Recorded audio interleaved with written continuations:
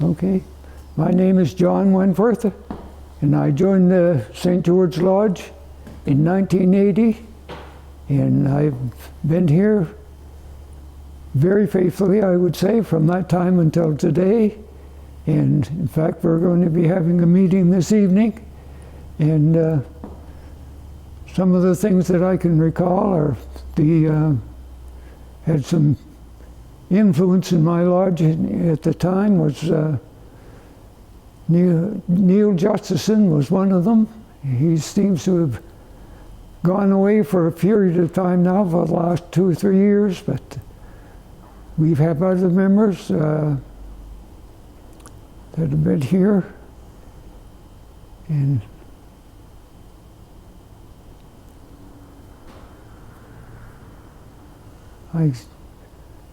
I don't know, sitting in front of the light is a whole different thing than thinking when you're outside and not under a camera. But no, when I joined the lodge, it was a lot different than it is today. We still had the code, and we had to go to an individual to get your training. I went to a past master by the name of Doug Matthews, and he introduced me to masonry, and I guess I was influenced by his older brother and a couple of other gentlemen that lived in the area. And I lived in the small community of Letite, and St. George Lodge is approximately 15 miles from there. And there's probably 8 people in Letite that I knew that belonged to the lodge. So I guess that was part of the reason. Prior to which I was living in Ontario, and I used to drive by a lodge up there. I didn't know it was a lodge. It was just a building, and it had the symbol on it, but I didn't know what the symbol was at the time. So I went in many a time, but of course there was no one there. So when I got down here, I got familiar with masonry through Doug Matthews and the other people, and I became a member.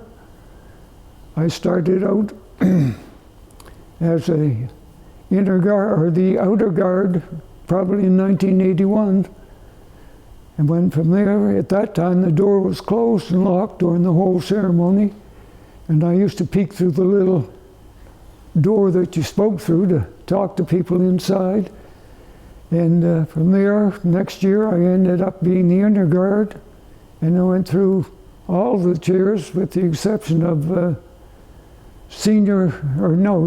junior steward, because I was the only one, so I guess I was the senior one. So I went from there and through all the chairs up to master in 1988. So that was my journey in masonry, and since then I've been coming pretty well to all the meetings since that time on.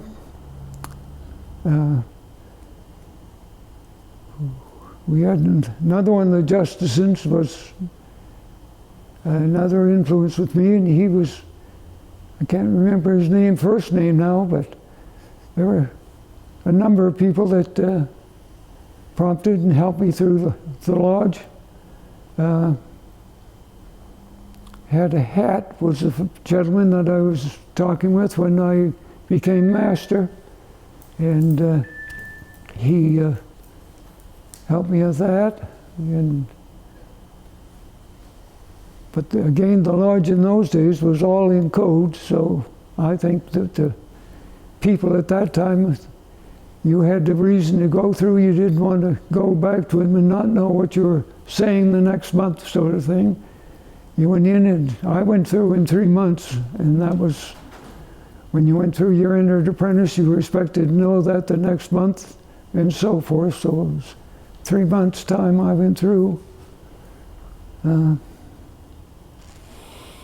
I don't know.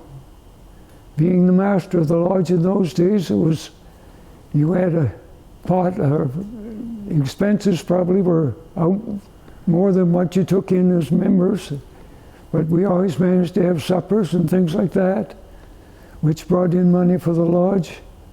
today we're still bringing money into the lodge, but mostly now it's coming through, we still have the suppers, and we have Chase the Ace going now, which has been a great influence for us. We've made a lot of money. We have 9 other people that are organizations that are selling tickets for us, and I think this year we've given out almost $200,000 to those other people, plus what we've made ourselves. So it's been a great profit thing for us here. I've enjoyed masonry ever since I've joined it, and I guess that's the reason I'm still here today. I used to do a lot of traveling, and we used to travel back and forth to St. Stephen very often. And I understand that as of last evening, they had their last meeting in their hall that they've been using for the last number of years. So they're apparently going to be going out now and going into one of the churches. So I just found that out this morning. So there's been a lot of changes in a lot of the lodges. St. Andrew's Lodge is closed, and they used to have a lodge in Milltown, it's up St. Stephen Way. That lodge also closed. So, and the one in Campobello, I was there when that opened, and I was there when it closed. So, and I'm still available and still go traveling the odd time to different lodges. I've been to Carleton Lodge in St. John, and one of the other ones, I can't remember the name, Hiram, I believe, and been to Fredericton and McAdam. And that's about my travels, I guess, in masonry. So, and I don't know, as I said before, I was telling the gentleman I could probably remember a whole lot more when I get home than what I can now, but for now I think that's about what my memory will bring back to me. And I want to thank you for doing this. Okay.